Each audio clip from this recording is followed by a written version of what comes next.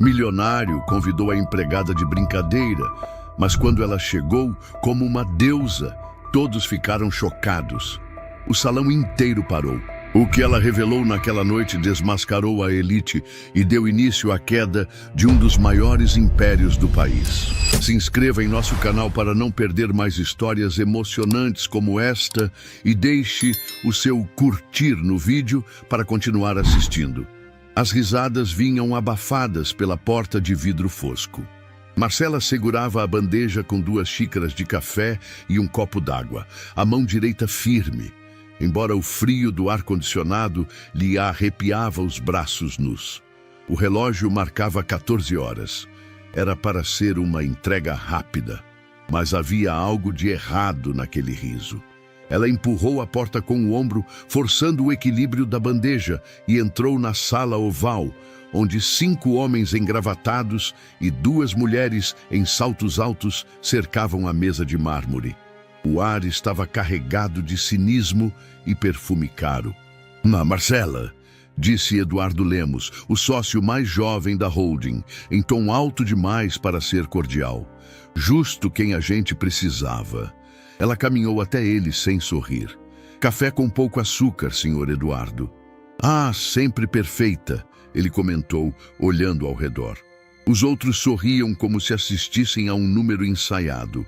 Mas me diga, Marcela, vai vir na festa da firma, né? O silêncio caiu como uma lâmina.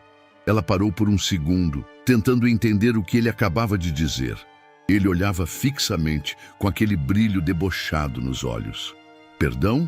A festa. Sexta. Sabe como é? A comemoração anual. Todos os departamentos estão convidados. E claro, não seria a mesma coisa sem a nossa musa da recepção.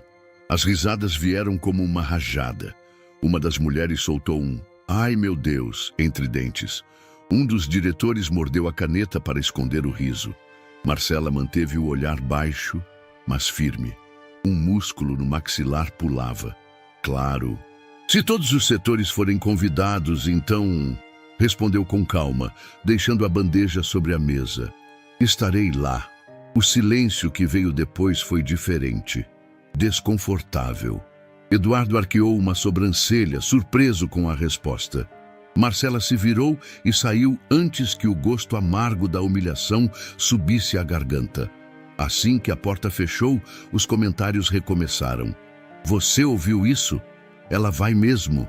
Alguém precisa avisar que não é um baile beneficente. No corredor, ela caminhava como se flutuasse, cada passo uma contenção.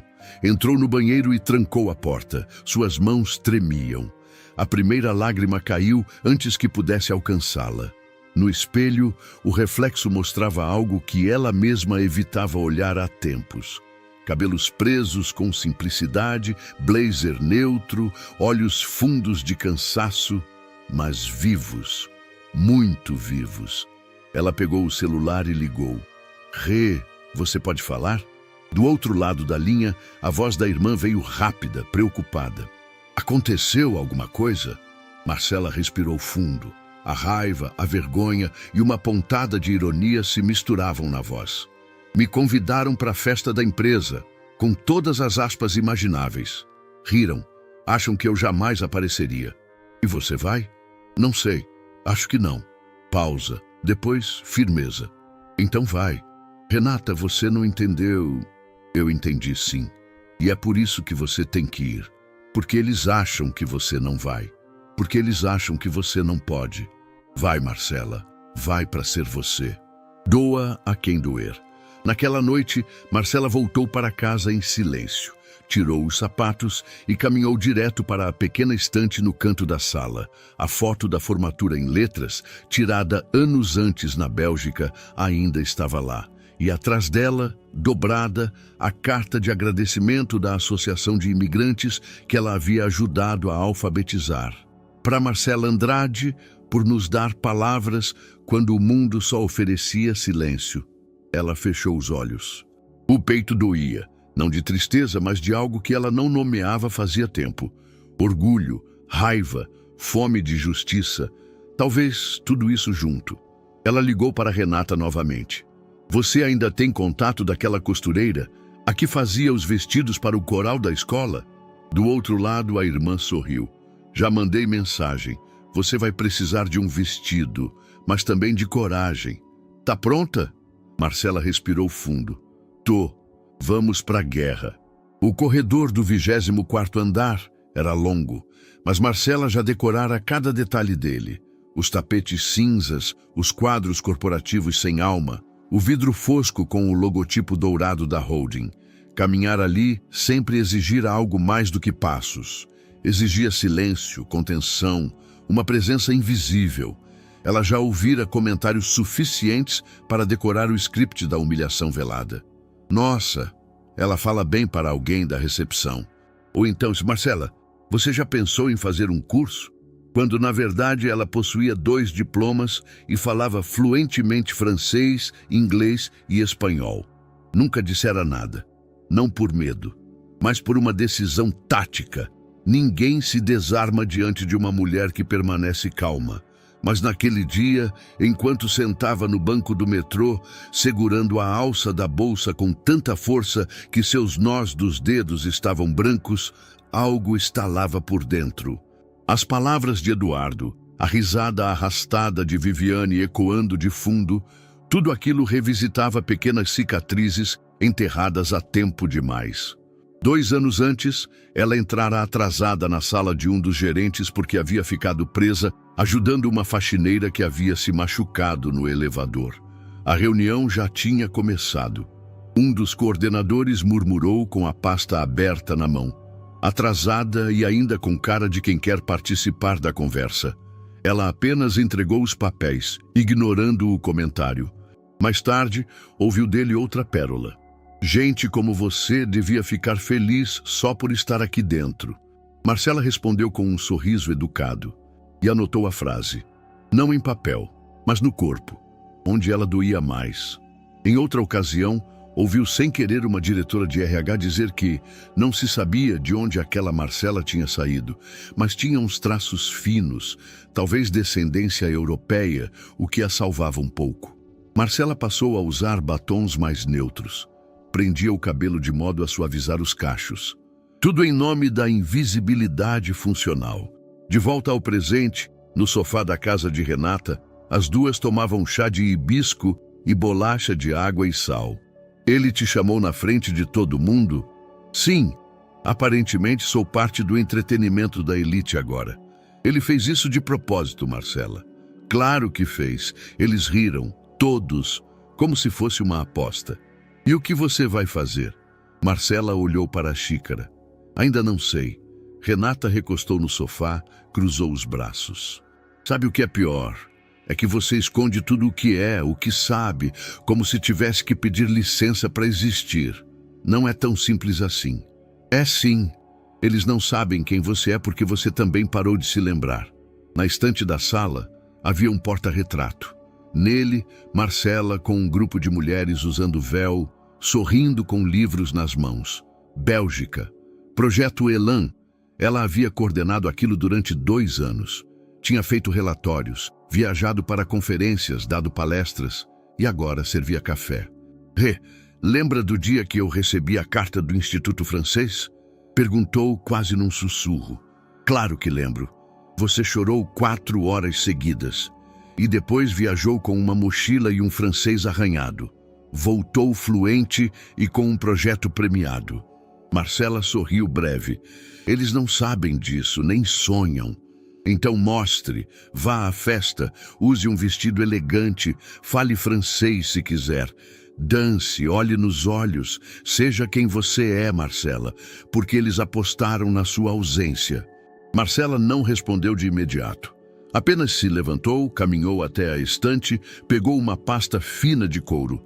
Dentro dela, recortes de jornal, certificados e uma cópia da carta que recebera da Comissão de Direitos Humanos de Bruxelas. Pela sua capacidade de enxergar os invisíveis. Eles não vão entender nada, Rê. Vão achar que é invenção. Deixa que a verdade cuida disso. No dia seguinte, Marcela chegou ao trabalho no horário de sempre. Mas havia algo diferente em sua expressão. Não sorria como de costume. Não se curvava nos cumprimentos. Eduardo passou por ela no corredor. Olhou por cima do ombro como quem não esperava que ela ainda estivesse ali. Ela apenas respondeu com um leve aceno. Nos bastidores, os comentários continuavam. Você viu que ela confirmou presença? Aposto que vai vir de jeans. Ou com aquele terninho cinza que ela vive usando. Marcela ouvia tudo, sem um músculo do rosto tremer. Na pausa para o almoço, sentada sozinha no refeitório, ela escreveu algo num caderno antigo, de capa marrom. Não é sobre vingança, é sobre recuperar espaço, sobre não ser coadjuvante na própria história. Ao fechar o caderno, um pequeno sorriso surgiu em seu rosto. Pela primeira vez em anos, ela sentia que estava prestes a desafiar algo maior que apenas um grupo de arrogantes engravatados. Ela estava desafiando a lógica do apagamento e estava pronta para ser vista. O barulho da máquina de costura parecia um coração nervoso, rápido, constante, metódico. O tecido azul marinho deslizava sob as mãos de Dona Dalva, que franzia os olhos a cada ponto. Na cadeira ao lado, Renata observava com os braços cruzados, enquanto Marcela segurava firme a fita métrica contra o busto. Você quer que fique justo ou apenas estruturado? Perguntou Dalva, com uma caneta presa no coque grisalho. Elegante, sem parecer que estou tentando impressionar. A voz de Marcela saiu mais baixa do que queria. Impossível não impressionar, minha filha, retrucou Dalva, já com o alfinete na ponta da língua. Seu porte já fala por si. Marcela não respondeu. Olhava para o espelho com desconfiança. Ainda via a recepcionista. Ainda se via como a mulher que abaixa os olhos e agradece por um bom dia, dito com desprezo.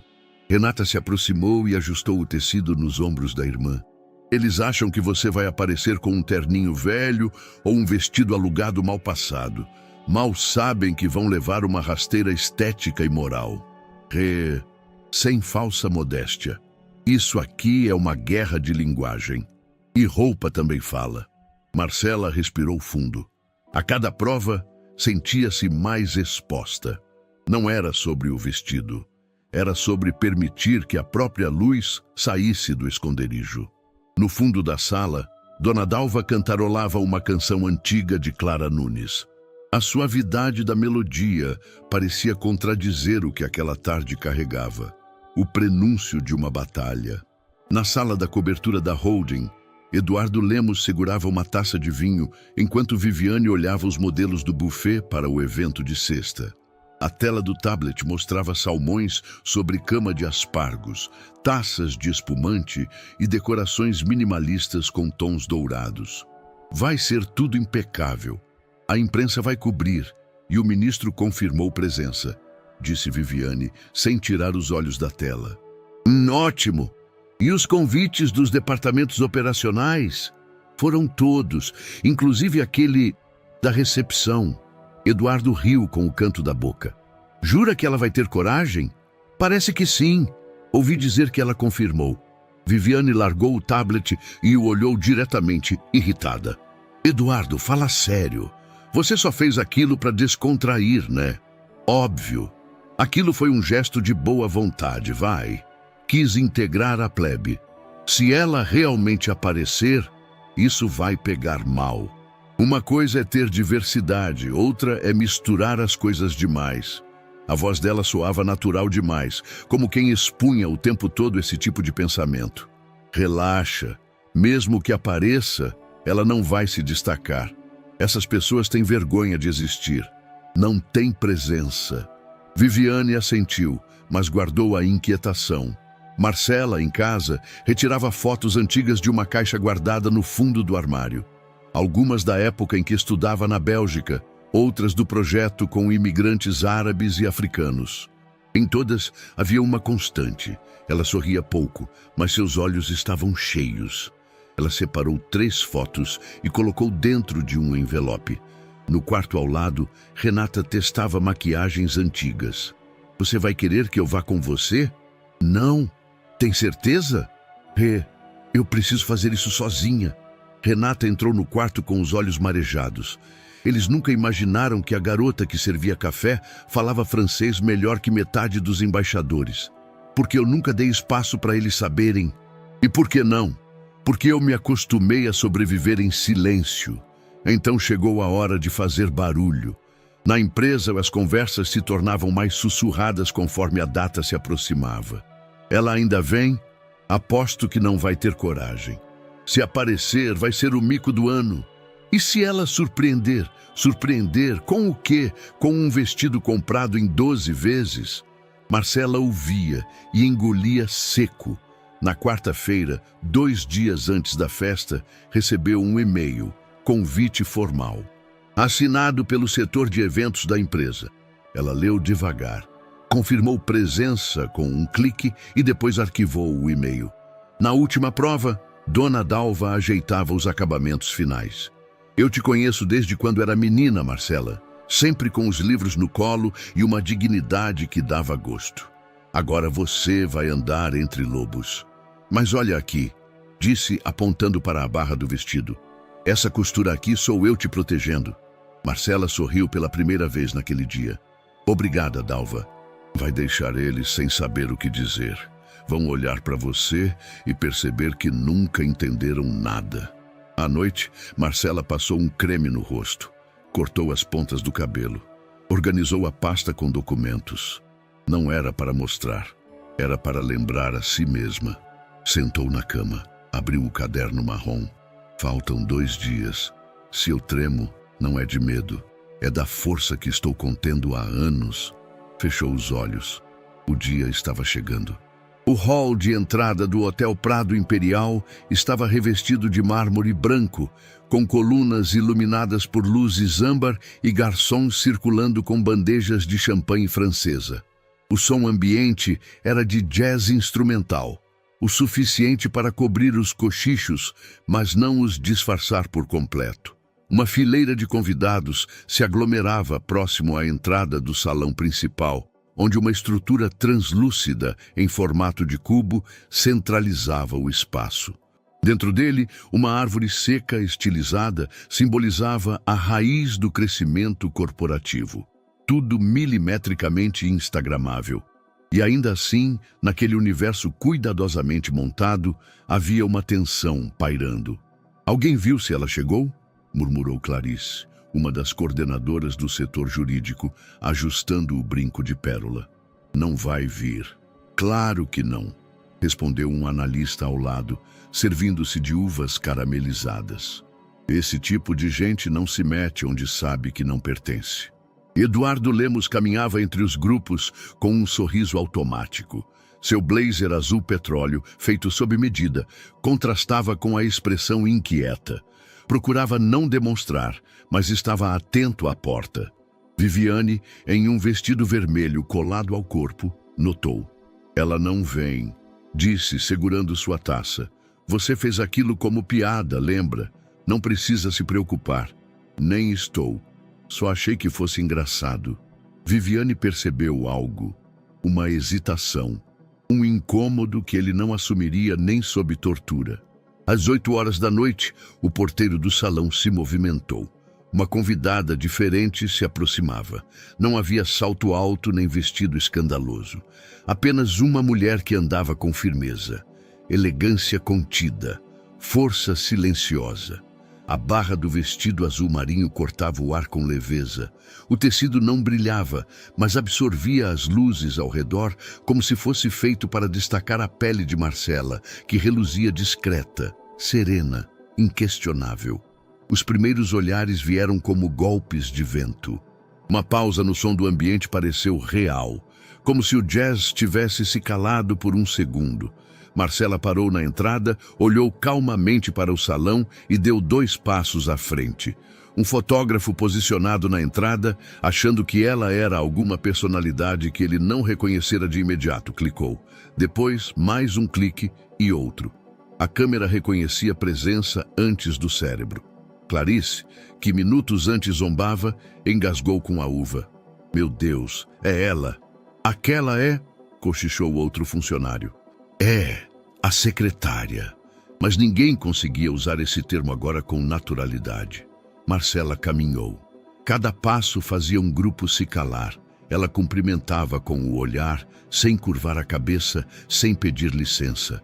Não havia arrogância, havia consciência. Cada gesto revelava anos de contenção desfeitos num desfile silencioso. Viviane arregalou os olhos, olhou para Eduardo. Ela veio mesmo. Ele não respondeu, apenas observava.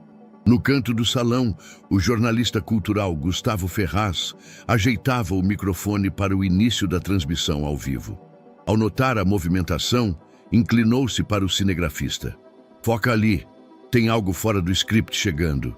Marcela parou diante da mesa de recepção, pegou sua taça com discrição e agradeceu à funcionária, que sorriu como se estivesse diante de uma artista. Que vestido maravilhoso! Disse a moça, genuinamente. Obrigada. É feito à mão.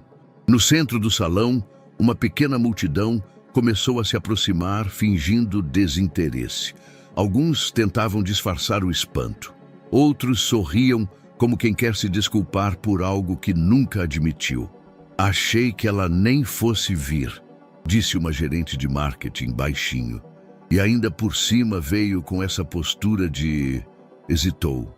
Diva silenciosa, o chefe do setor financeiro, que outrora zombara de sua cara de estudante, virou a cabeça discretamente, sem coragem de encarar. Sabia que ela se lembrava. Gustavo, o jornalista, se aproximou com naturalidade. Desculpe interromper, você é Marcela Andrade, certo? Ela olhou, avaliou, assentiu. Já ouvi falar de você. Muito, aliás. O projeto Elan. Os relatórios na conferência de Bruxelas. Nunca imaginei que trabalhava aqui. Eu também não, por muito tempo. Se não for incômodo, posso fazer uma pergunta rápida? Uma curiosidade pessoal mesmo. Marcela permitiu com um aceno de cabeça. Como alguém com seu histórico está nesta empresa, nessa função? Ela pensou por um instante. Sorriu, suave. Porque por muito tempo preferia a paz do anonimato à violência do confronto. Mas isso tem prazo. Ele agradeceu, impressionado. Se afastou murmurando, isso aqui vai render matéria. Na outra ponta do salão, Eduardo se mexia no lugar como se estivesse sob um holofote. Sentia o peso das palavras mal calculadas, de todas as piadas, de todos os olhares condescendentes que dera ao longo dos anos.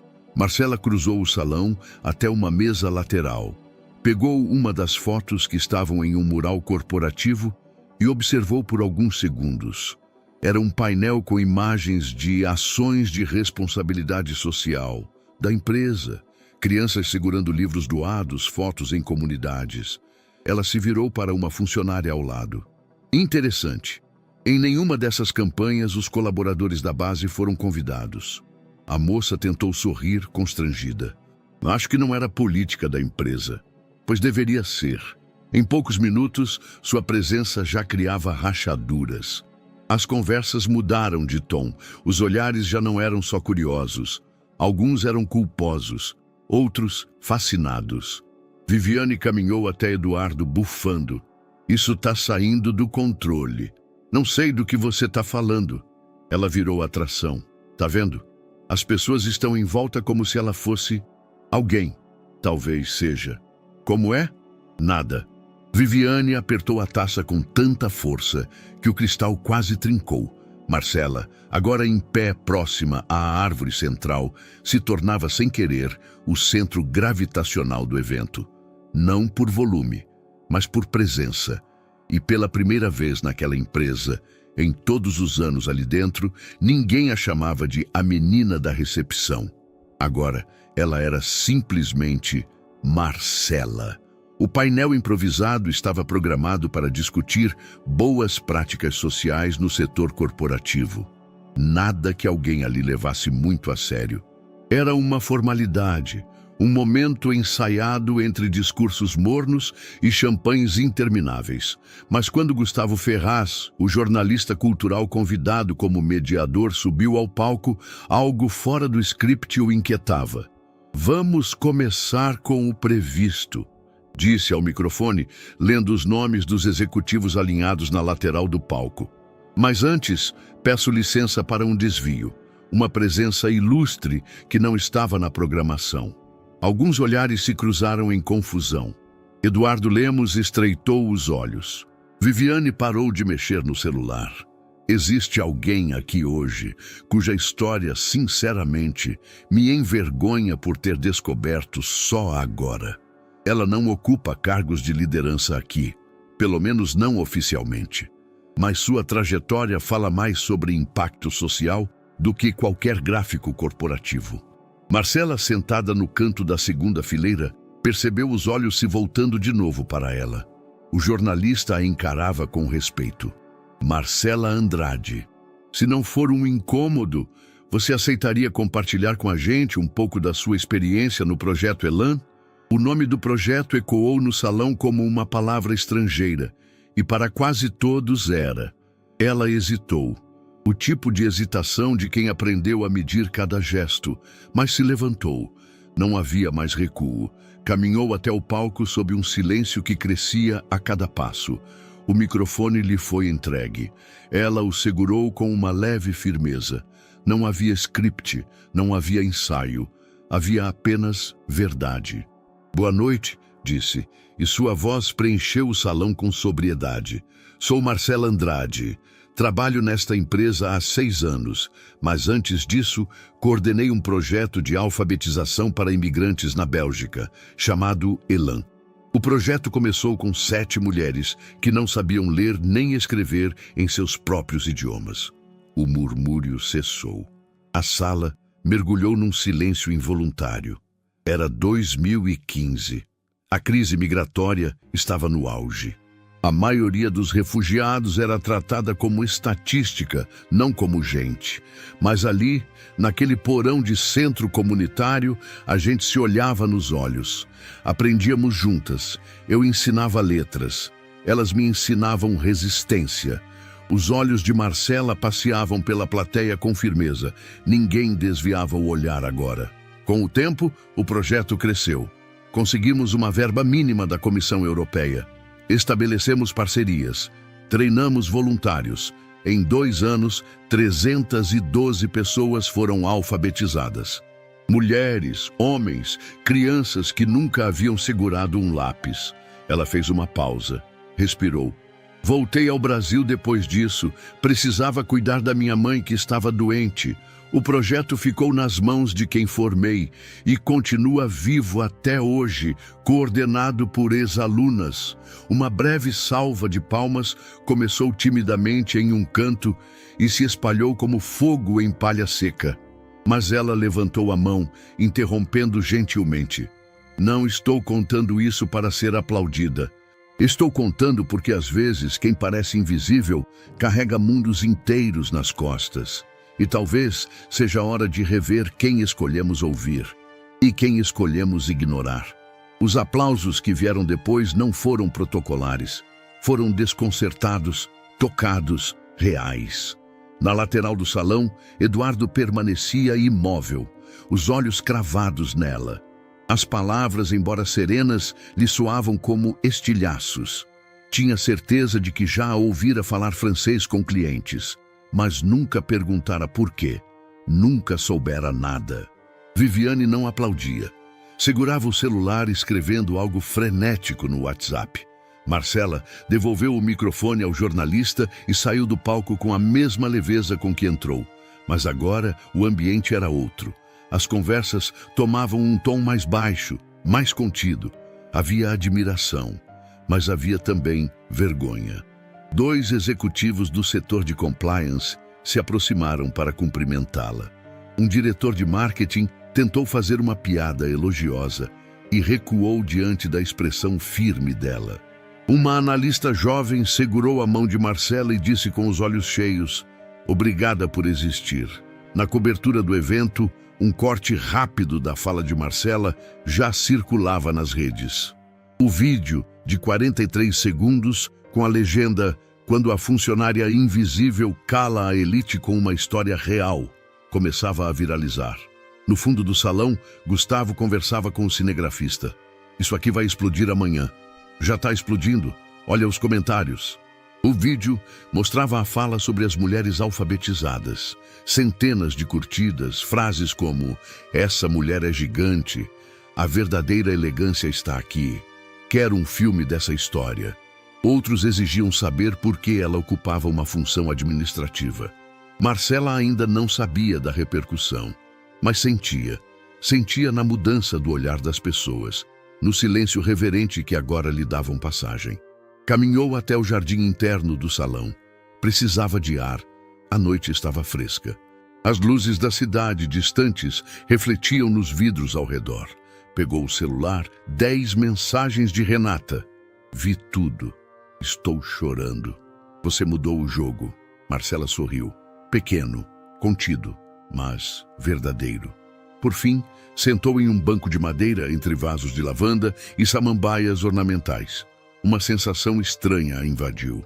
Como se, após anos inteira, estivesse sendo vista pela primeira vez. Ela não sabia o que viria a seguir, mas algo, definitivamente, havia começado.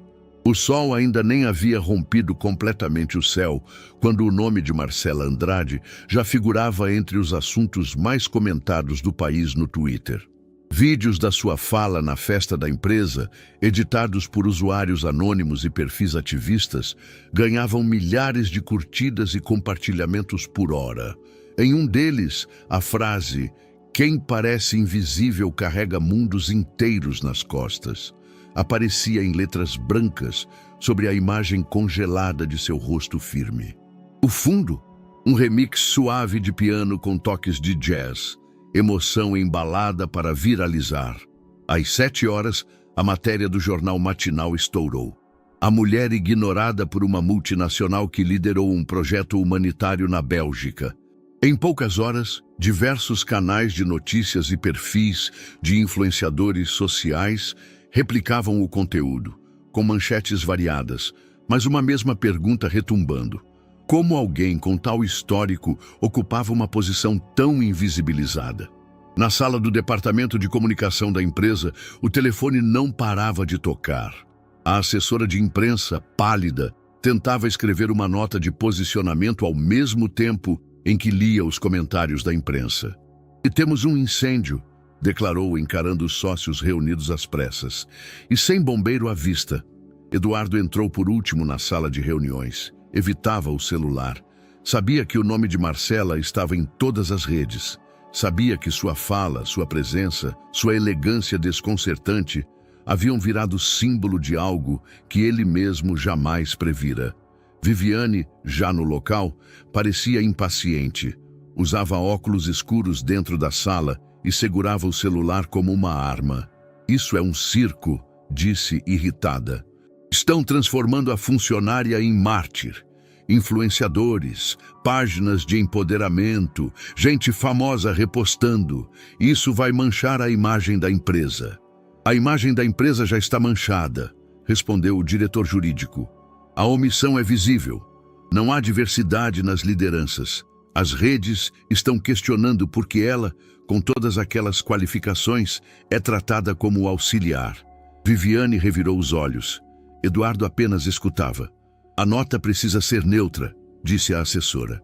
"Reconhecer o valor da funcionária, reforçar o compromisso da empresa com inclusão e dizer que será feita uma revisão interna de políticas." "Isso vai parecer oportunismo", rebateu Viviane. "E não é?" A pergunta de Eduardo caiu como um tiro abafado. Os olhares se voltaram para ele. Era a primeira vez que ele se pronunciava com algo próximo de culpa.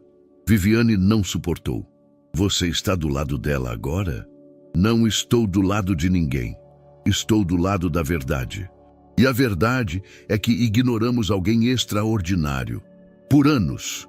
E você quer bater palmas para isso?" Eduardo se levantou e saiu sem responder. No corredor, o som de uma notificação o fez parar. Era uma mensagem de áudio de um contato que ele nem lembrava ter salvo. Ao abrir, reconheceu a voz de um influenciador de impacto social. "Irmão, tua funcionária fez mais pela reputação da tua empresa em 5 minutos do que tua equipe de marketing em 5 anos. Acorda."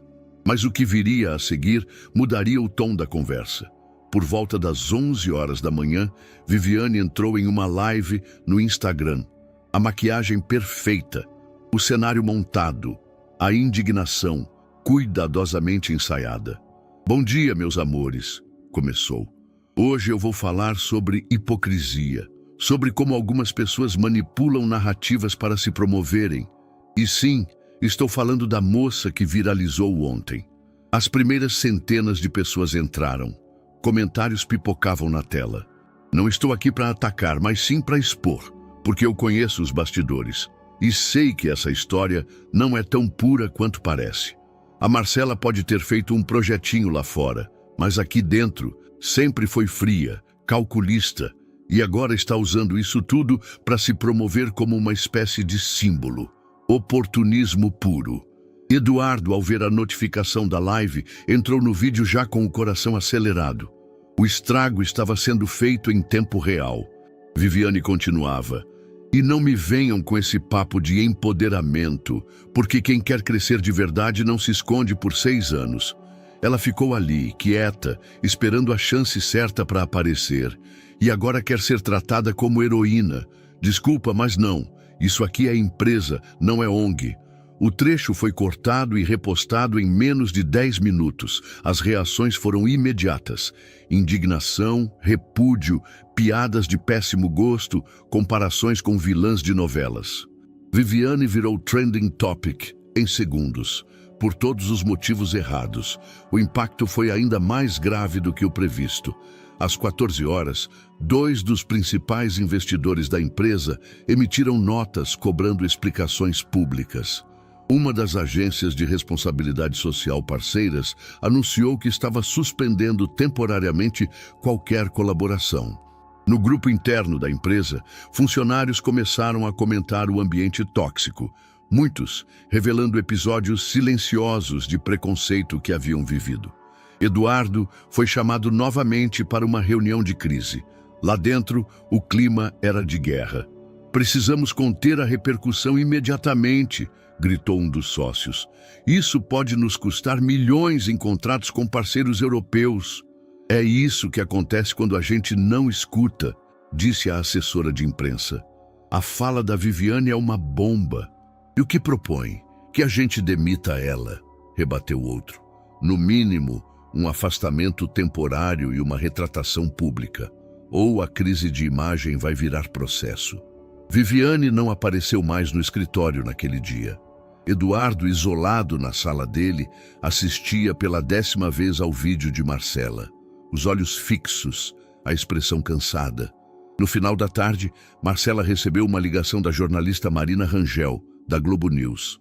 "Marcela, boa tarde. Seu nome está circulando como símbolo de uma pauta maior. Gostaríamos de entrevistá-la. Pode ser ao vivo?" Ela hesitou. "Eu preciso pensar." "Claro, mas só uma coisa. O que você fez ontem tocou o país." Marcela desligou, respirou.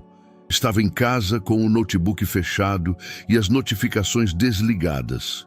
Tudo explodia ao redor, mas ela precisava de silêncio para pensar. No celular, Renata mandava prints, vídeos, manchetes. Marcela olhou para a tela, depois para o espelho. Não era sobre vaidade, era sobre responsabilidade. O rosto dela agora era símbolo de uma indignação antiga, e mesmo sem pedir, ela estava no centro de algo que crescia sem controle. A reunião extraordinária foi marcada para as 9 horas em ponto, mas às 8h45 todos já estavam reunidos no 30º andar. A sala envidraçada, com vista para o centro financeiro da cidade, abafando a angústia que pairava no ar. Os sócios estavam sentados em torno da mesa oval.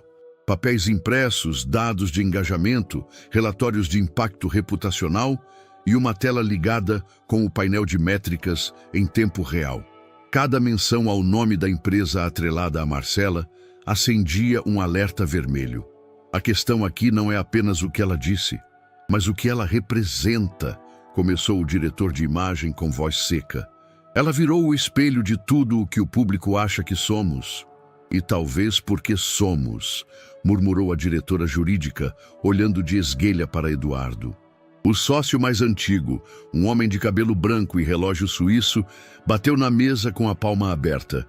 Estamos aqui para salvar contratos, imagem, não para discutir identidade institucional. Isso é papo de consultoria ideológica.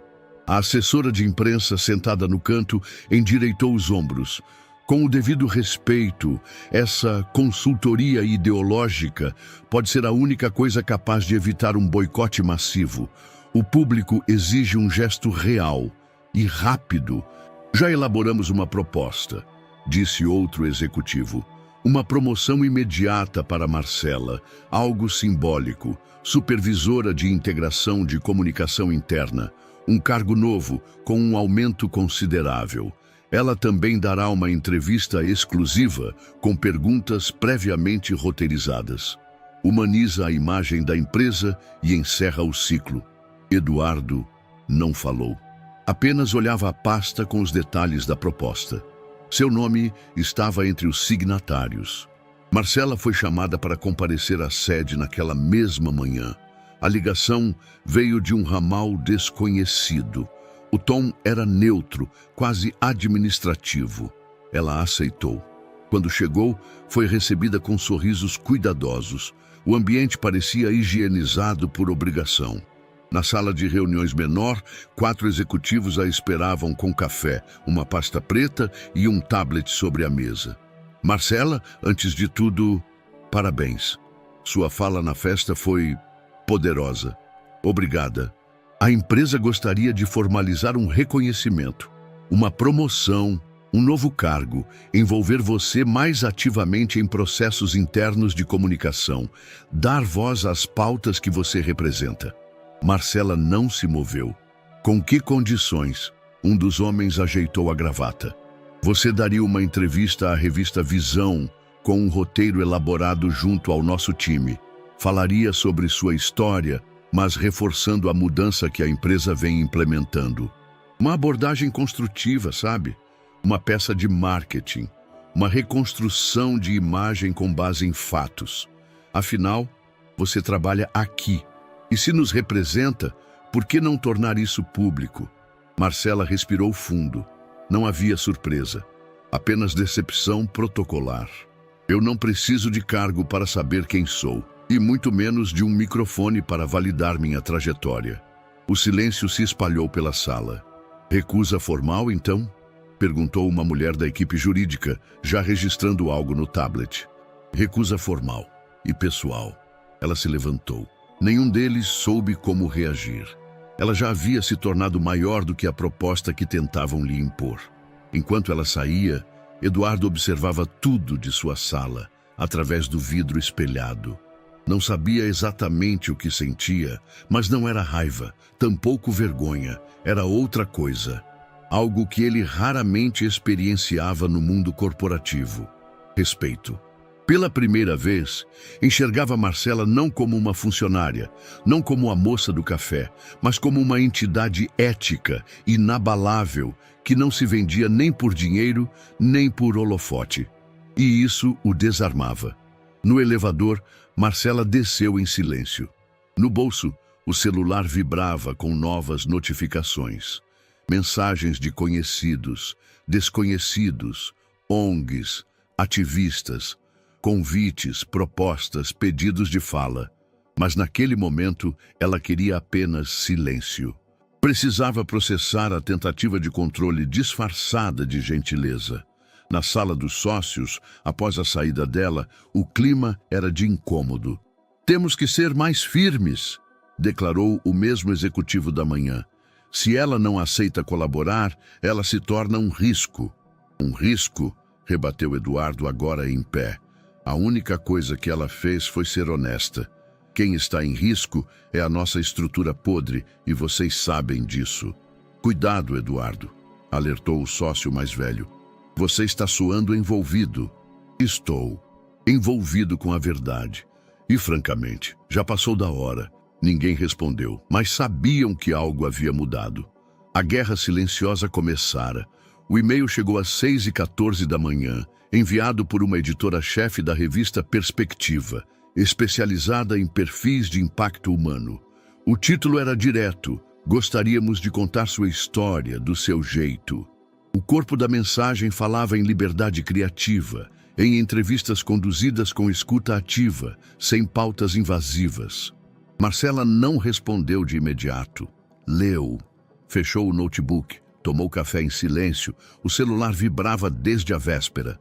Convites para palestras independentes, seminários sobre justiça social, propostas de parcerias com organizações internacionais. Mensagens de ex-colegas, desconhecidos, mulheres de periferia dizendo que se sentiram vistas por ela.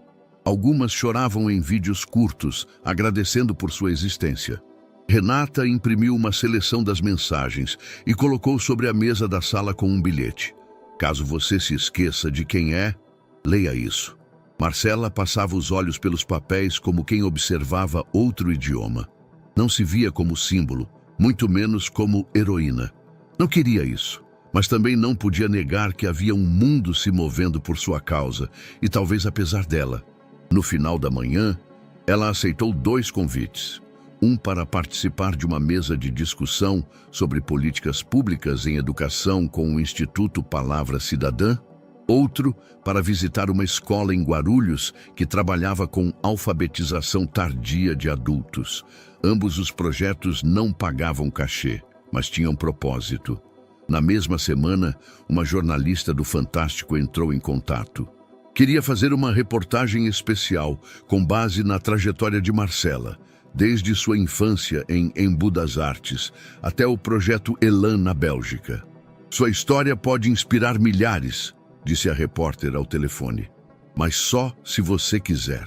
Marcela pediu tempo para pensar.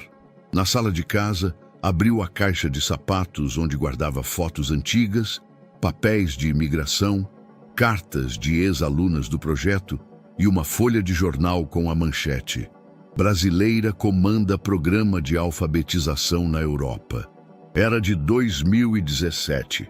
Ninguém da empresa onde trabalhava sabia disso. Nunca contara, nunca sentira que importava. Agora, importava. Marcela ligou para a repórter no dia seguinte. Podemos fazer, mas sem floreios, sem heroísmo, só a verdade. Combinado. A gravação começou numa quarta-feira chuvosa, com a equipe visitando o prédio onde Marcela cresceu. Ela apontava os degraus que costumava descer correndo, a biblioteca pública onde descobriu Clarice Lispector, os cadernos rabiscados que guardava de sua mãe, que aprendera a ler com 32 anos. Minha mãe sempre dizia: o mundo pode tirar tudo, menos as palavras que você aprende. O trecho entrou na edição final da matéria e virou um dos vídeos mais compartilhados do mês. Enquanto isso, na empresa, a equipe de comunicação lidava com o crescimento de um fenômeno espontâneo que não sabiam como capitalizar. Havia quem sugerisse uma campanha institucional usando a imagem de Marcela. Outros falavam em dar tempo para as coisas se acalmarem. Mas não havia acalmamento. Marcela foi convidada a palestrar em uma conferência sobre letramento digital e inclusão, promovida pela Universidade de São Paulo. Sua fala, articulada e pausada, foi transmitida ao vivo e comentada por professores, estudantes, jornalistas. Ela fala como quem pensa, e pensa como quem viveu, disse um professor no Twitter. Ela passou a ser procurada por veículos de imprensa internacionais. Le Monde, El País, BBC. Alguns queriam entender por que, mesmo com tudo o que fizera, ela havia aceitado um emprego de base administrativa. Ela sempre respondia da mesma forma: porque eu precisava cuidar da minha mãe, porque naquele momento era o que eu conseguia, e porque dignidade não está no cargo. Essas respostas, longe de diminuírem seu impacto, o ampliavam. A sinceridade crua tocava mais fundo que qualquer construção midiática. Mas nem tudo era fácil. Com a notoriedade, vinham também os olhares enviesados. Alguns antigos colegas de trabalho insinuavam que ela estava se aproveitando da onda. Outros diziam que antes era simpática, agora está se achando. Ela escutava em silêncio, como sempre fez. Mas dessa vez não se deixava contaminar. Eduardo, por sua vez, assistia à ascensão pública de Marcela com uma mistura crescente de respeito e desconforto. No fundo, sabia que parte da culpa era dele, pela omissão, pela conivência, pela piada que desencadeou tudo. Mas agora ele via diferente.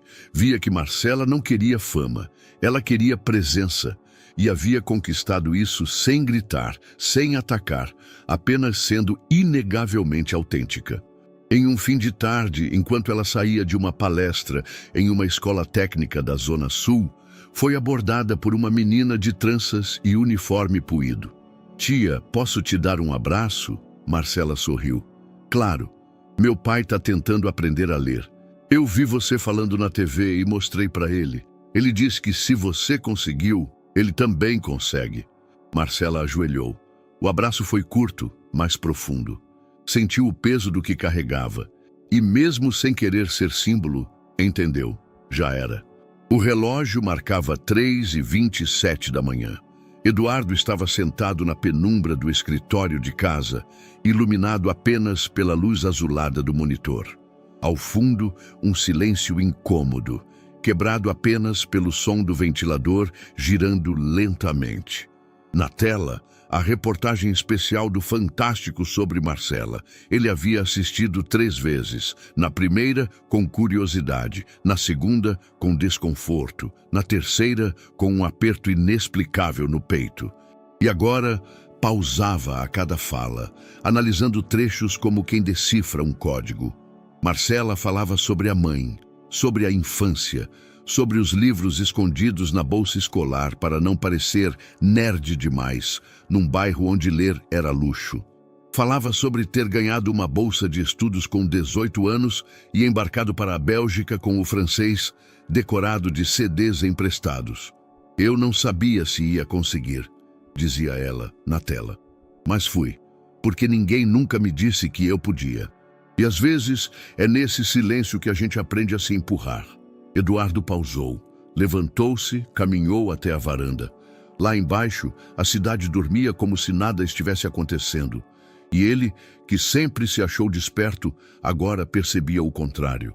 Sentou-se de novo, abriu uma nova aba no navegador, procurou o nome do projeto Elan, leu os relatórios em francês, os artigos, as publicações da Comissão Europeia.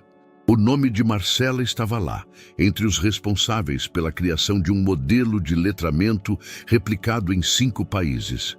Fechou o notebook. Olhando o reflexo na janela, viu não um executivo de sucesso, mas um homem vazio, moldado para herdar, não para construir. Percebeu que todas as suas conquistas vinham com pedigree, e que todas as suas certezas haviam sido moldadas por privilégios tão antigos que ele nem sabia nomeá-los. Lembrou da piada do convite, do riso solto, dos comentários que nunca contestou, de como durante anos sequer soube o sobrenome dela. O desconforto virou urgência. Pegou um bloco de notas, respirou fundo e começou a escrever. No topo, em letras firmes, carta aberta, sobre o silêncio e a cegueira. Nas primeiras linhas reconhecia o erro, não o da festa, mas o estrutural, a omissão, a conivência com um sistema que desumaniza quem não se encaixa no molde. A maneira como se beneficiava de um ambiente onde Marcela precisava se esconder para sobreviver. "Nunca perguntei, nunca quis saber, porque não precisei", escreveu. A carta fluía como se ele estivesse limpando séculos de sujeira. Não havia palavras de autopiedade, havia incômodo e vergonha. Ao amanhecer, enviou a primeira versão para a assessoria de comunicação da empresa. Pediu revisão, mas deixou claro: a carta seria publicada. A resposta veio em menos de 1 hora. Fria. "Não recomendamos a publicação do conteúdo. A exposição pessoal associada à imagem institucional pode gerar ruído e desdobramentos jurídicos." Tradução: silêncio, preservar a estrutura, evitar ruídos, fingir que tudo estava sob controle. Mas Eduardo já não cabia mais naquela lógica. Convocou uma reunião com os sócios para as 9 da manhã. Sentados novamente ao redor da mesa de vidro, os diretores analisavam os danos de reputação. Mas Eduardo foi direto. Escrevi uma carta aberta e pretendo publicá-la hoje. O sócio mais antigo foi o primeiro a reagir. Isso seria um desastre. Assumir culpa é o mesmo que admitir que a empresa falhou. Você vai abrir brecha para ações judiciais. Não é uma confissão jurídica, é uma constatação humana. Eduardo, você está emocionalmente envolvido, retrucou o diretor financeiro. Sim, estou. Pela primeira vez em anos. E isso está te levando a decisões impulsivas. Me manter calado seria seguir o padrão. Fingir que não vi, que não entendi, mas agora eu vi. E não tem como desver. O debate durou mais de 1 hora. Eduardo manteve-se firme. Disse que publicaria a carta em seu perfil pessoal, como cidadão, não como sócio. Na saída da sala, escutou sussurros, olhares trocados, mas já não se importava. Havia algo maior em jogo. E pela primeira vez, entendia o que Marcela havia feito. Ela não exigiu nada. Apenas existiu de forma tão plena que o sistema inteiro teve que reagir. Eduardo caminhou até a própria sala, abriu o notebook, releu a carta, ajustou uma vírgula, apagou um adjetivo exagerado, respirou fundo e clicou em publicar. O texto subiu às 10h35. Começava assim: Meu nome é Eduardo Lemos. Sou um dos sócios desta empresa. E falhei, não por ação direta, mas pela omissão constante. E hoje escrevo como alguém que aprendeu mais com uma fala sincera de 5 minutos do que com anos de reuniões internas. Em menos de 15 minutos, os comentários começaram a chegar. Muitos elogiaram a coragem. Outros questionaram o tempo do arrependimento. Alguns o chamaram de oportunista. Mas nada disso importava. Pela primeira vez, Eduardo sentia que fazia algo que não servia à própria imagem, servia à verdade, e isso finalmente o despertava. O post estava no ar há menos de 1 hora, quando os e-mails internos da empresa começaram a se acumular com alertas de urgente, crise de comunicação e risco institucional. O título da publicação de Eduardo era simples: Quando o silêncio já não protege, ele aprisiona, mas o conteúdo era um estouro. Em pouco tempo, sites como Nexo e Estadão começaram a reproduzir trechos da carta em reportagens com chamadas de impacto. Sócio de multinacional admite elitismo e pede desculpas a funcionária símbolo de superação. O texto não poupava a empresa, nem a si mesmo. Eduardo falava de como a meritocracia era vendida como narrativa, mas escondia barreiras invisíveis. Dizia que Marcela não precisava de cargos ou troféus, pois sua existência já era um farol de coerência. Chamava-a de a voz que obrigou um sistema inteiro a se ouvir. A repercussão foi explosiva. Nos comentários, milhares de pessoas o elogiavam, outras o acusavam de surfar na onda. Havia quem duvidasse da autenticidade da carta, mas, independentemente da opinião, ninguém passou indiferente. Na sede da empresa, os acionistas estavam em combustão. Isso é sabotagem interna, gritou um dos diretores internacionais em chamada de vídeo com voz acelerada. A imagem da holding está sendo desfigurada. Precisamos agir. Uma reunião de emergência foi convocada às pressas. Sem aviso, Eduardo teve seu acesso administrativo revogado do sistema corporativo. O crachá dourado foi recolhido. Na prática, ele fora despojado de todas as funções estratégicas. Ainda era sócio, mas apenas no papel, sem voz, sem poder. O comunicado interno saiu seco. Por questões de alinhamento de conduta institucional, o sócio Eduardo Lemos se afastará temporariamente das funções executivas. Ele leu o e-mail com o celular vibrando na mesa, uma notificação atrás da outra, entrevistas solicitadas, convites para debates, até um pedido de entrevista com The Guardian. Mas ele recusou todos. Precisava de silêncio. Ao final do dia, sentou sozinho em um banco da Praça Buenos Aires. Era um dos raros espaços em que conseguia respirar. Apesar da agitação em torno, sentia alívio, como se, ao ser retirado das amarras do cargo, tivesse recuperado algo muito mais raro: a própria consciência.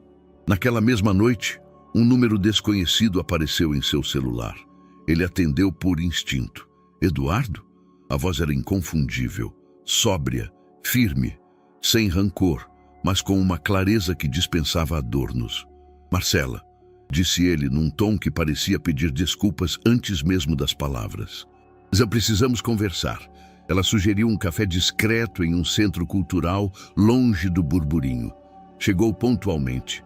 Usava jeans escuros, camisa branca e os cabelos presos, sem maquiagem, mas com a mesma presença que causara furor dias antes. Eduardo já estava lá, visivelmente desconfortável. Obrigado por vir, disse ele, ao vê-la se aproximar. Ela assentiu. Sentou-se sem tirar os olhos dele. Por que escreveu a carta? Ele hesitou. Porque eu precisava. Porque o que eu fiz e o que deixei de fazer estava me sufocando. E porque o mundo precisava ouvir isso de mim, não de um comitê. Entendi. Silêncio. Não fiz aquilo para parecer bom, continuou ele. Fiz porque cansei de parecer algo que nunca fui. Você sempre foi aquilo, Eduardo. Você era aquilo. Mas talvez esteja deixando de ser. Isso é diferente. Ele assentiu, calado. Você sabe que para muitos a sua carta muda o jogo. Mas para mim é só um início. Um início? Sim, o início da sua responsabilidade. Não comigo, com o que você representa. Ela se levantou, pronta para ir. Marcela, ele disse quase num sussurro, você me fez ver o mundo com outros olhos. Não fui eu. Foi você que finalmente abriu os seus. Ela se virou, caminhou para fora do café. Ele ficou, ainda com a xícara cheia à frente. Nenhuma despedida, nenhuma promessa. Mas uma verdade havia sido dita ali, sem floreios.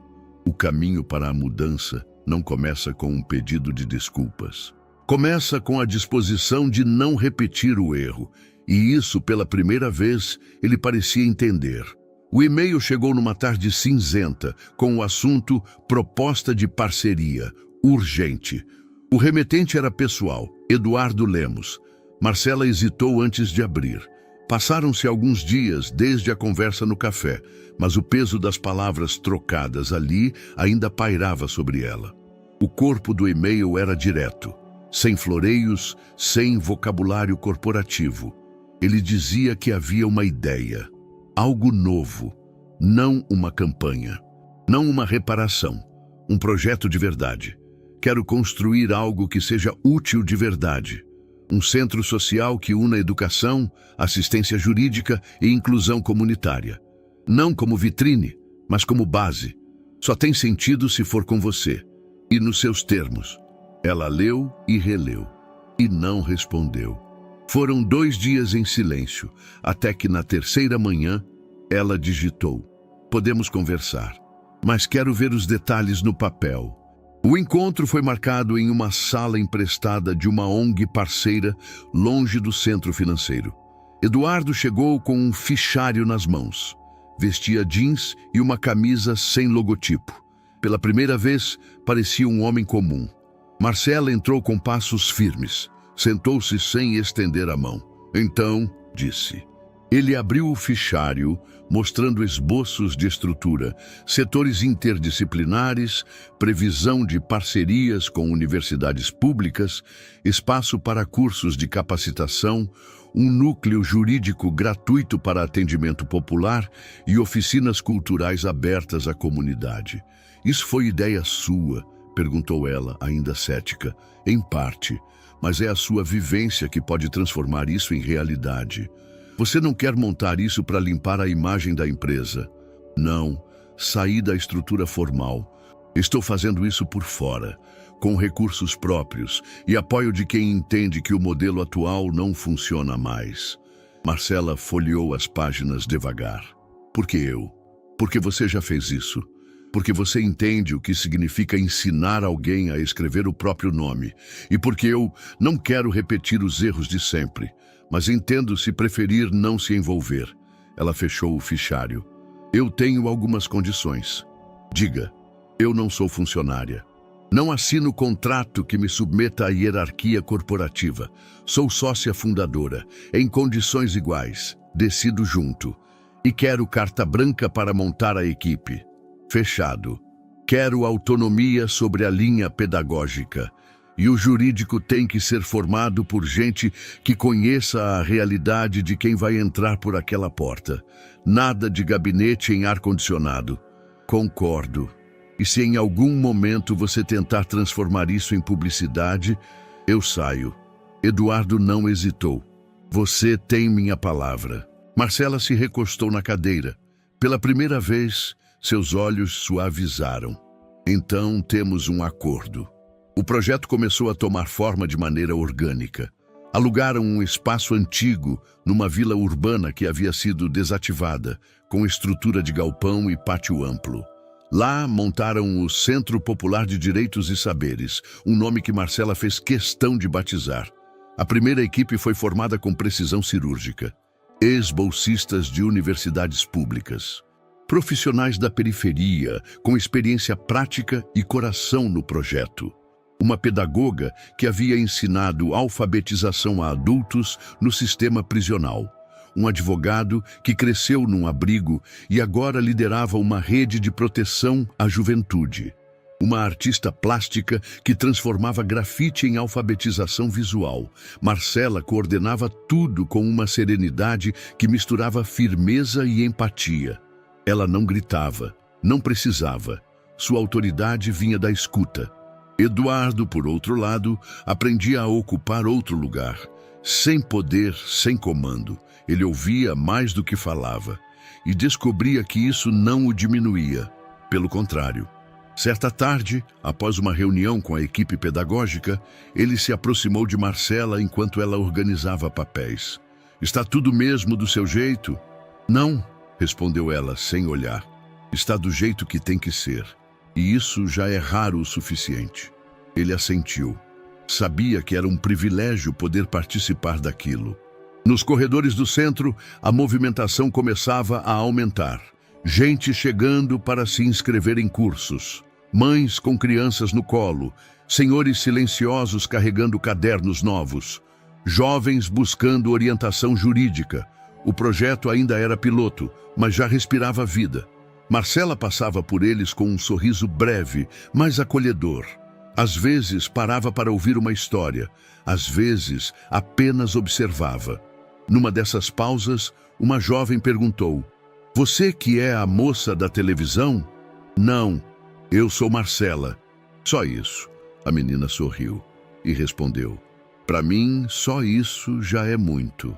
Marcela caminhou de volta para sua sala com a sensação de que, pela primeira vez, estava construindo algo que não precisava se explicar. E dessa vez, com a equipe certa, pelo motivo certo. Na manhã da inauguração da fase piloto do Centro Popular de Direitos e Saberes, o céu estava encoberto, mas o pátio do galpão recebia os primeiros visitantes com uma leve brisa e cheiro de café recém-passado. Não havia fita para cortar, nem discurso cerimonial.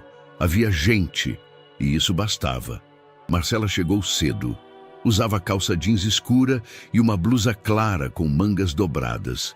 Tinha nas mãos uma prancheta e no olhar uma calma que escondia um misto de ansiedade e esperança. Ela percorreu as salas simples, decoradas com cartazes feitos à mão pela equipe. Um dizia: "Ler é não depender de ninguém para entender o mundo." Na sala 2, sentaram-se 8 pessoas para a primeira aula de alfabetização de adultos. Entre elas, Dona Marlene, de 54 anos, mãe de 5 filhos, que criara a todos sozinha e nunca aprendera a assinar o próprio nome. A educadora Soraya distribuiu cadernos novos e lápis. Quando pediu que cada um escrevesse o nome como conseguisse, Marlene olhou para a folha em branco por quase 3 minutos antes de tentar. Na terceira tentativa, escreveu Marlene, com letras tortas, mas legíveis. Depois chorou. E quando a educadora perguntou por quê, ela respondeu: porque hoje eu posso escrever o nome do meu filho no caderno dele sem pedir ajuda. A notícia correu pelos corredores como uma onda silenciosa. Alguns membros da equipe se emocionaram. Eduardo, que observava da porta, conteve um nó na garganta. Na sala jurídica, um imigrante senegalês, Mamadou, era atendido pelo advogado Rafael. Havia sido preso injustamente por porte indevido de mercadoria. Vendia pulseiras artesanais nas calçadas da cidade. Não falava português fluentemente. Assinara documentos sem entender. Rafael ouviu, traduziu, explicou. E na semana seguinte conseguiu uma audiência com liminar para suspender o processo. Mamadou saiu do centro com os olhos marejados e um aperto de mão forte que dizia mais que qualquer agradecimento. Esses relatos começaram a se multiplicar. Uma adolescente trans conseguiu acesso ao seu nome social na escola com a ajuda da equipe do centro. Um idoso de 68 anos tirou sua primeira identidade. Uma mulher surda teve acesso a uma oficina com intérprete de Libras pela primeira vez. Marcela acompanhava cada caso de perto. Não interferia diretamente em todos, mas sabia os nomes, os rostos, os detalhes. Costumava dizer: não estamos oferecendo caridade, estamos devolvendo direito. Em poucos dias, o centro virou assunto em rádios comunitárias, páginas de educação alternativa e blogs ativistas. A imprensa maior demorou a chegar, mas quando chegou, veio em peso. A matéria do El País Brasil foi a primeira. Centro fundado por ex-secretária promove inclusão real com recursos mínimos e impacto imenso. A jornalista descreveu o local com precisão emocional. Simples, funcional e vivo. Outros veículos seguiram. A visibilidade atraiu mais voluntários, pequenas doações e a curiosidade de quem sempre vira iniciativas, assim como utopia. Numa roda de conversa, Marcela foi perguntada sobre o segredo do sucesso. Não há segredo, respondeu. O que existe é escuta, confiança e consistência. E ninguém aqui veio salvar ninguém. Todo mundo aqui tem algo a ensinar. Na estrutura do centro, criou-se um mural chamado Primeira Vez. Ali, fotos polaroides eram afixadas com pequenos relatos. Primeira vez que escrevi uma carta. Primeira vez que me senti segura para falar. Primeira vez que fui ouvida sem pressa. O mural crescia rápido. Tornou-se uma atração silenciosa entre visitantes. Com a operação ganhando corpo, Eduardo propôs a Marcela que ela assumisse oficialmente a liderança do programa. Não apenas como rosto, mas como coordenadora institucional. Ela hesitou, mas aceitou com uma condição: nada de cargo enfeitado. Sem siglas, sem pompa. Pode colocar Marcela Andrade, coordenação geral. Era o suficiente. A equipe celebrou, não com festa, mas com trabalho. No final da tarde daquele dia, todos se reuniram no pátio, tomaram café com bolo de milho, conversaram, riram. Marcela observava de longe. Ao seu lado, Soraya comentou: sabe, quando me chamaram para esse projeto, eu achei que fosse mais um. Mas aqui é diferente. Aqui a gente não entrega solução, a gente caminha junto. E isso é raro demais. Marcela assentiu. Olhou em volta, respirou fundo. O que um dia fora apenas papel agora era concreto. E o concreto, agora, ganhava pulsação. O letreiro luminoso da entrada do Centro Popular de Direitos e Saberes refletia as luzes suaves do entardecer. Lá dentro, os corredores ecoavam passos calmos e vozes baixas. Um murmurinho constante de aprendizado e convivência. Num desses corredores, as paredes estavam cobertas por desenhos das turmas, mãos coloridas, livros abertos, números pintados em giz. Em cima de uma das portas estava um quadro negro onde alguém sempre escrevia uma frase que servia de reflexão diária. Naquela manhã, lia-se: o que não precisa ser dito é o que mais vale. A letra era mais firme e organizada do que a maioria. e Eduardo reconheceu imediatamente que fora escrita por ela. Ele parou, observou, sentiu certa reverência. A frase parecia sintetizar tudo o que estavam construindo. Silêncio com sentido, convivência sem histeria, presença sem alarde. Eles não precisavam criar datas para celebrar um suposto romance, nem rótulos para definir sua relação.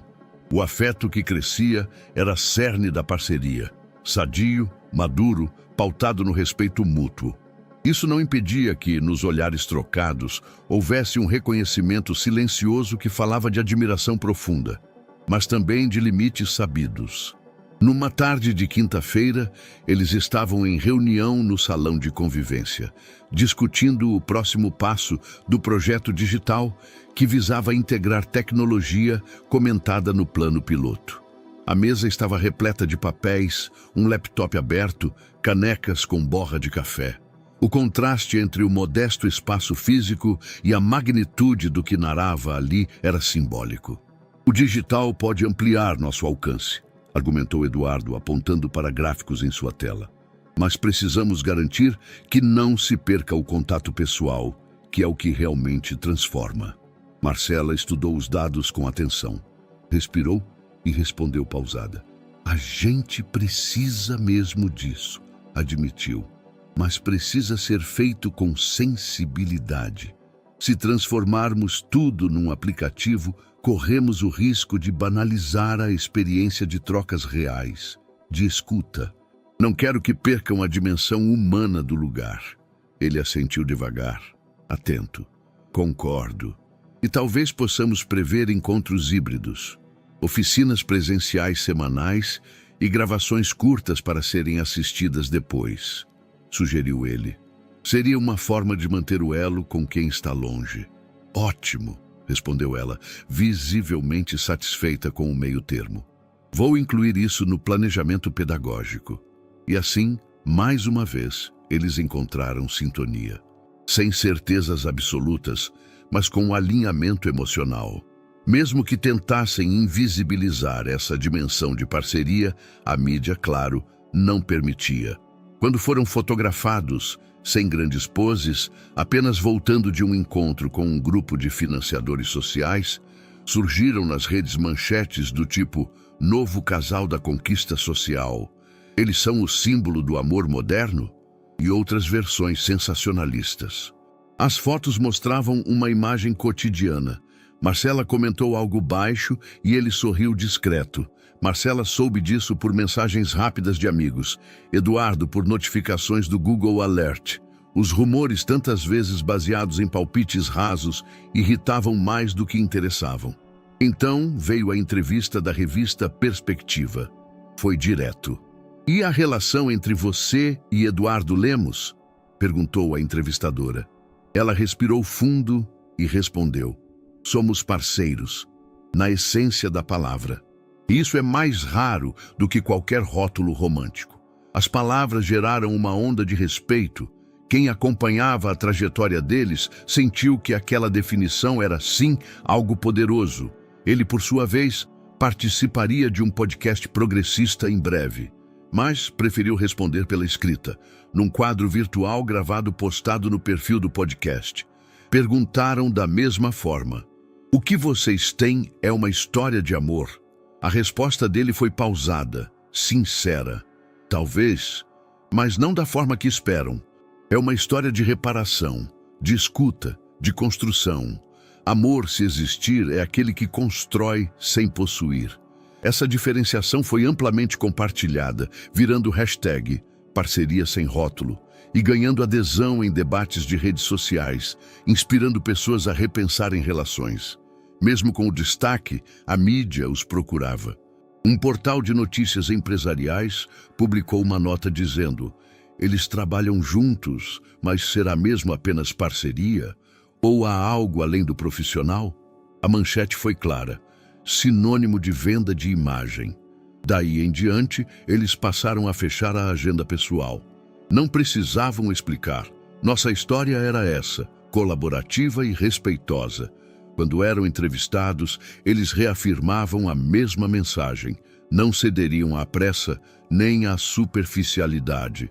Depois de uma assembleia comunitária no sábado de manhã, eles ficaram para organizar cadeiras dentro do auditório. A chuva caía lá fora, batendo nas janelas e contra o centro, que começava a esvaziar. Ele empilhava um banquinho, ela empurrava uma fileira de cadeiras. Fizeram isso lado a lado, sem rótulos. Momentos simples, marca genuína de cumplicidade. "Você sabe o que eu mais admiro nisso tudo?" Ele perguntou, enxugando o suor da testa. "O quê?" Ela respondeu, enquanto recolhia papéis. "Que você nunca precisou gritar para ser ouvida." Ela parou por um segundo, levantou a cabeça. Os olhos dela buscaram os dele, rapazes descobrindo, leitura mútua, familiaridade sem etiqueta. "Eu só esperei o mundo cansar de ouvir os mesmos de sempre", foi a resposta simples. O silêncio veio de novo. Não era constrangido, era cheio de significado. Ambos sabiam que algo existia entre eles. Um carinho distinto, diferente do óbvio ou melodramático. Era a afetividade concretizada em ações, escuta e convicção. Quando saíram para apagar as luzes, ele pegou um pano velho e limpou manchas no corrimão. Ela separou papéis para descarte. No meio da noite, decidiram fechar o portão. A chuva baixou de intensidade, os pingos desaceleraram. Eles estavam juntos, colidindo em silêncio, mas havia sentido e peso no silêncio. Ele parou, olhou para ela. "Obrigado", disse baixo, quase num sussurro. Ela sorriu sem resposta. Ele voltava ao carro. Ela seguia para casa. Daquela noite, surgia a prova de que parceria pode ser amor, sem precisar styling, dedicação desperta, justificável ou convencional.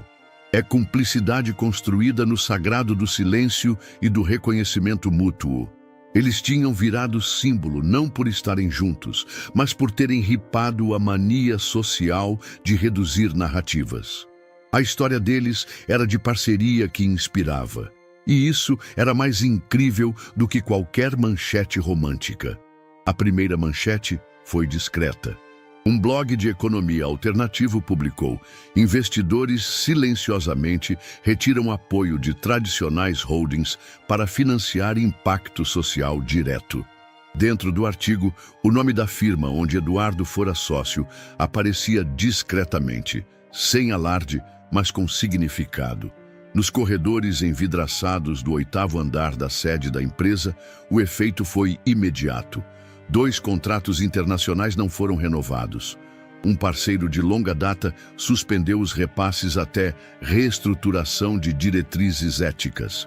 Mas a direção ainda subestimava o impacto.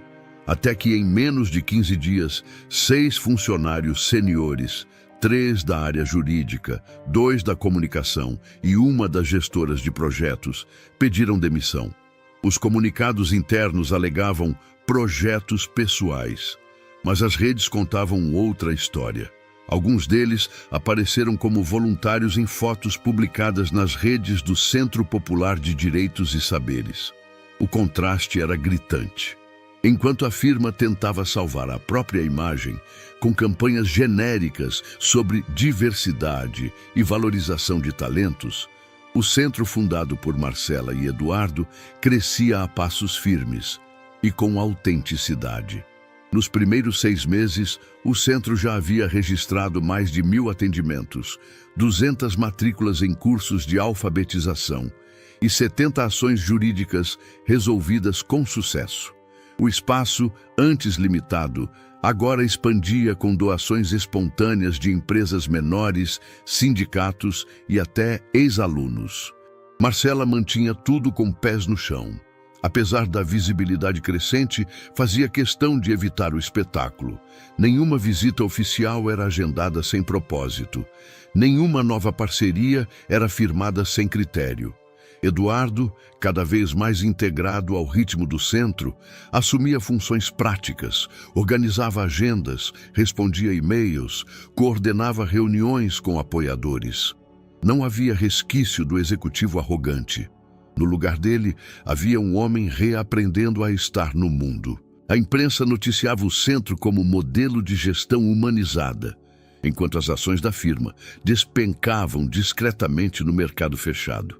Do lado de fora, o colapso da estrutura corporativa parecia sutil, mas por dentro era um desmoronamento. A última cartada desesperada veio de onde poucos esperavam: Viviane. Desde o escândalo da live ofensiva, sua imagem pública havia derretido. Contratos com marcas haviam sido suspensos.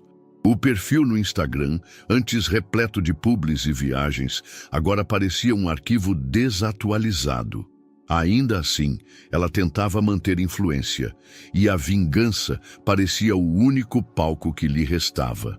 Viviane surgiu em uma entrevista ao vivo, em um canal de debates polêmicos, insinuando que o centro social era um disfarce bem articulado para autopromoção e interesses políticos. Chegou a sugerir que havia interesses financeiros ocultos e que Marcela manipulava narrativas com falsa humildade.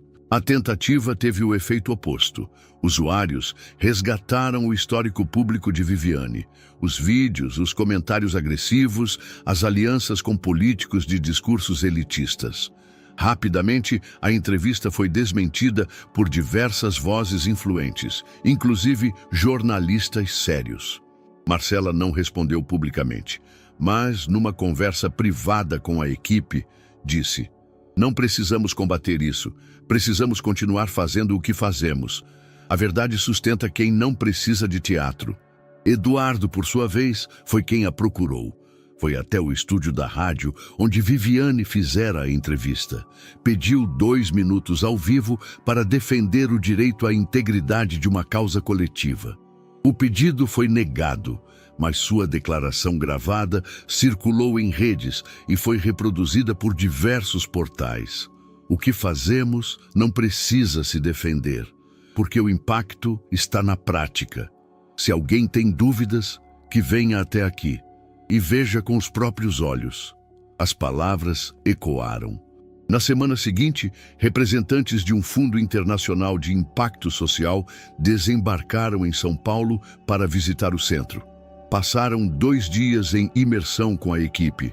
Saíram de lá com um plano de financiamento trienal para a expansão regional.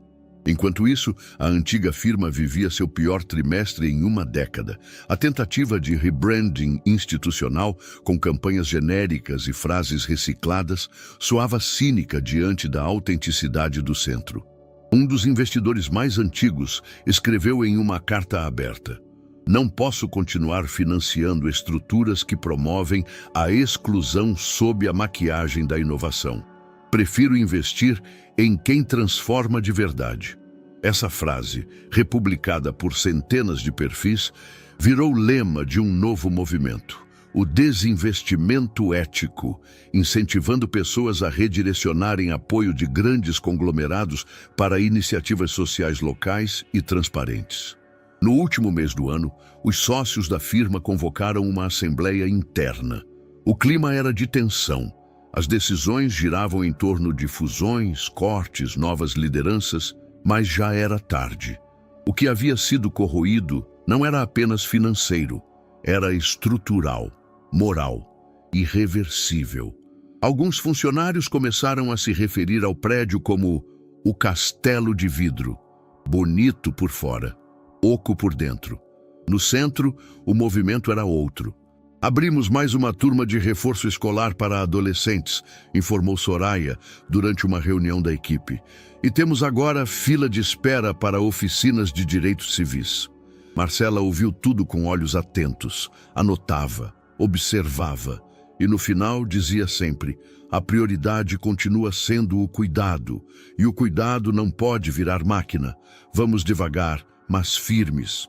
O centro seguia crescendo, não como uma explosão, mas como raiz, e raízes, quando profundas, resistem a qualquer vendaval.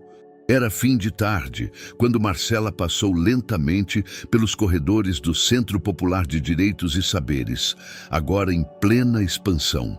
O sol se infiltrava pelas janelas largas e riscava faixas douradas no chão de cimento liso. O som das aulas ecoava entre as paredes como música viva. Palavras soletradas, risos contidos, perguntas tímidas.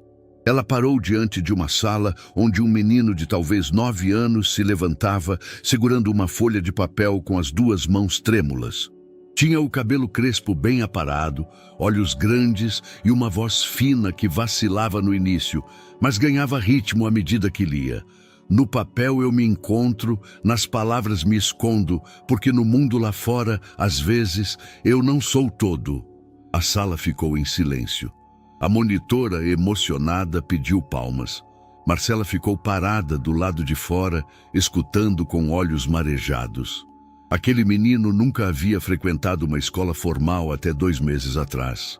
Chegara com o pai. Ambos recém-despejados, acolhidos pelo centro numa triagem de emergência. Hoje, ele recitava poesia diante de uma turma inteira. Era isso. Era exatamente isso. Mais adiante, no refeitório adaptado, idosos conversavam sobre as aulas de escrita básica. Um deles mostrava a carta que havia conseguido escrever para o filho com quem não falava há anos. Em outra sala, uma mulher indígena fazia um atendimento jurídico com tradução em sua língua de origem. Iniciativa nova, implantada pela própria Marcela após conhecer sua história. Na sala da coordenação, Eduardo revisava documentos de um novo plano de expansão. Traçava com calma as propostas de replicar o modelo do centro em outras 3 cidades, começando com parcerias locais, sem intervenção vertical. Quando Marcela entrou, ele não percebeu de imediato. Só levantou os olhos quando ela se aproximou e tocou levemente sua mesa. "Aconteceu de novo", disse ela com um meio sorriso. "O quê?" Um menino que nunca pisou numa escola recitou poesia na frente de todo mundo. E foi ouvido. De verdade. Eduardo sorriu. Não se surpreendia mais, mas cada uma dessas histórias ainda o atingia como a primeira vez. "Estamos prontos para abrir a próxima sede", disse ele, apontando o planejamento. "E quero que você vá comigo apresentar o projeto." "Você sabe que não gosto de palco", ela respondeu divertida. "Mas você sabe que já está nele", disse ele, olhando firme. "Só que, diferente dos outros, você faz o palco virar chão." Marcela não respondeu. Caminhou até a janela. Olhou o movimento no pátio. Um grupo de jovens fazia grafites coloridos no muro lateral. Pintavam palavras como justiça, cuidado e escuta. Nada de slogans, apenas o que viam ali dentro. "Às vezes eu ainda fico surpresa", disse ela, sem se virar. "Não com o que a gente construiu, mas com o que isso desperta nas pessoas. É como se elas se dessem conta de que estavam sempre prontas. Só precisavam de espaço." "Você deu esse espaço", Eduardo murmurou, levantando-se e ficando ao lado dela. "Nós demos", corrigiu. Eles ficaram ali em silêncio. Não havia música nem barulho de fundo. Apenas a respiração leve de um lugar vivo. Naquela noite, a equipe do centro se reuniu para um sarau comunitário. Crianças cantaram. Adultos contaram causos. Uma senhora de cabelos grisalhos leu em voz alta o primeiro parágrafo de um conto que escrevera na oficina. Quando terminou, lágrimas escorriam de seus olhos. Ao final do evento, enquanto cadeiras eram empilhadas e abraços trocados, Eduardo e Marcela se afastaram um pouco da multidão. Sentaram-se lado a lado em um dos bancos do jardim. "Lembra do começo?" ele perguntou com voz baixa. "Qual parte?" Ela retrucou, brincando. De aquela onde você disse que só iria ao evento da firma para mostrar quem era." "Mostrei? Você não só mostrou. Você criou um novo caminho." Ela ficou em silêncio por um momento. Depois disse: "Às vezes penso que, se tudo tivesse sido diferente, se eu tivesse sido ouvida antes, talvez nem esse centro existisse. Talvez. Mas o que importa é que agora, todo mundo aqui está sendo visto." Ela o olhou. Ele retribuiu o olhar. Ali não havia promessas, não havia juras. Só havia uma certeza compartilhada, silenciosa, como o ar que o cercava. Aquilo que haviam construído era real e necessário. Sem precisar de manchetes, sem precisar provar. Estavam juntos, sem contratos, sem pressa, apenas lado a lado. Quando as luzes foram apagadas, Marcela deu um último olhar ao pátio iluminado pela lua. Crianças ainda corriam ali, retardando a ida para casa. Jovens desenhavam os últimos contornos no mural. Um grupo discutia ideias para a próxima oficina. Ela sorriu. E ali, no coração de tudo, num banco qualquer, ao lado de quem um dia fora o símbolo do sistema que ela desafiou, Marcela pensou: era possível mudar, mas era preciso ser visto. E foi então que a história terminou. Silenciosa, mas marcada. Ser visto é o primeiro passo para mudar o mundo. E aí, o que você achou dessa história emocionante? Compartilhe com a gente sua opinião nos comentários. Adoraríamos saber o que você pensa. Não se esqueça de deixar seu curtir no vídeo para nos apoiar e se inscrever no canal. Nos vemos na próxima.